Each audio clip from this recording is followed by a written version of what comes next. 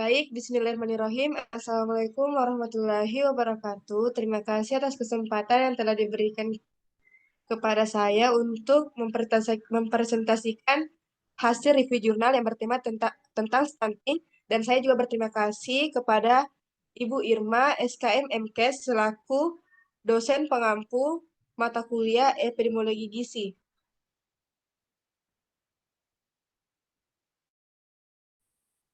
Next.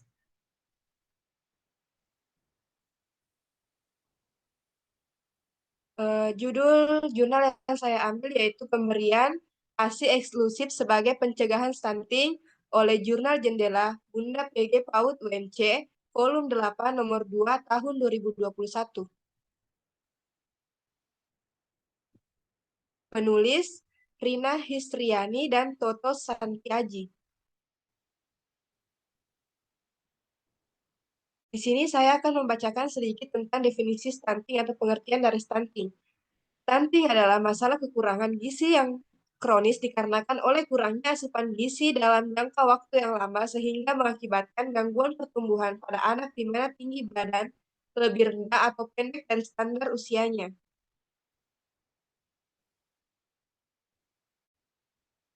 Pembahasan, stunting terjadi akibat kurangnya asupan nutrisi pada bayi bahkan sejak saat masih di dalam kandungan. Menurut WHO, kondisi ini terjadi pada 20% kasus kehamilan. Stunting merupakan ancaman utama terhadap kualitas manusia ke depannya, juga ancaman terhadap kemampuan daya saing bangsa. Hal ini karena anak stunting bukan hanya terganggu pertumbuhan fisiknya, atau biasa dengan disebut dengan bertumbuh pendek saja, akan tetapi juga terganggu perkembangan otaknya, yang mana akan mempengaruhi kemampuan dan prestasi dalam pendidikan, produk aktivitas, dan kreativitas. Next. Dan menurut WHO dan UNICEF, merekomendasikan pemberian ASI eksklusif kepada bayi sampai berumur 6 bulan dikarenakan ASI mengandung gizi lengkap dan seimbang yang mudah dicerna oleh perut bayi. Hanya dengan memberi ASI saja sudah cukup untuk memenuhi kebutuhan nutrisi bayi di bawah usia 6 bulan. Selain itu, manfaat ASI eksklusif lainnya adalah melindungi bayi dari infeksi kuman seperti bakteri, virus, maupun parasit. Pasalnya, ASI mengandung protein khusus yang dapat meningkatkan sistem kekebalan tubuh anak. Semakin rutin ibu memberikan ASI eksklusif, maka semakin terlindung pula tubuh anak dari berbagai penyakit. Tujuan penelitian. Penelitian dari jurnal ini bertujuan agar anak-anak Indonesia dapat tumbuh dan berkembang secara optimal dan maksimal, dengan disertai kemampuan emosional, sosial, dan fisik yang siap untuk belajar serta mampu berinovasi dan berkompetisi dalam bidang apapun. Metode.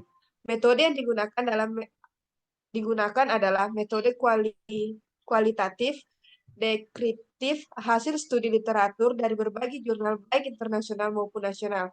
Metode ini dipakai untuk meringkas kondisi pemahaman dan pengetahuan terkini tentang suatu topik atau masalah yang ada.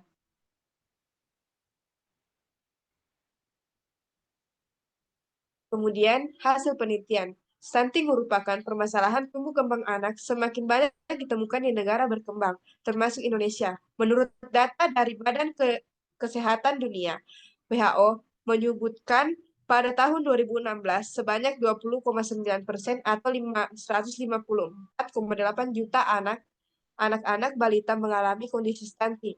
Oleh karena itu, negara sangat berperan untuk masyarakat dalam menurunkan kasus stunting melalui program pemerintah dan kegiatan suplementasi gizi baik dan seimbang.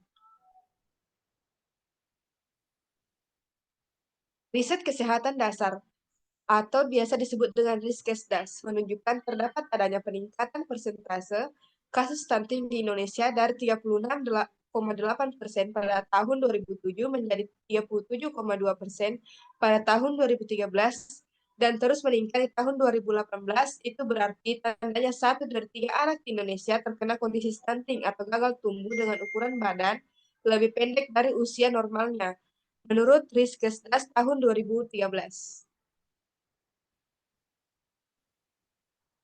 Kesimpulan, stunting merupakan kegagalan pertumbuhan akibat akumulasi ketidakcukupan nutrisi yang berlangsung lama, mulai dari kehamilan sampai dengan usia 24 bulan.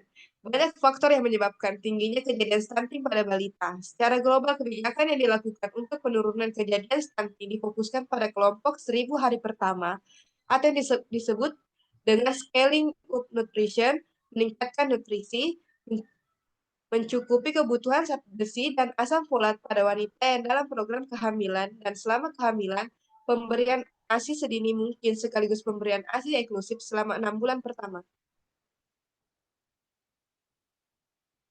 Terima kasih. Itulah tadi hasil presentasi jurnal saya. Lebih dan kurangnya mohon dimaafkan. Wassalamualaikum warahmatullahi wabarakatuh.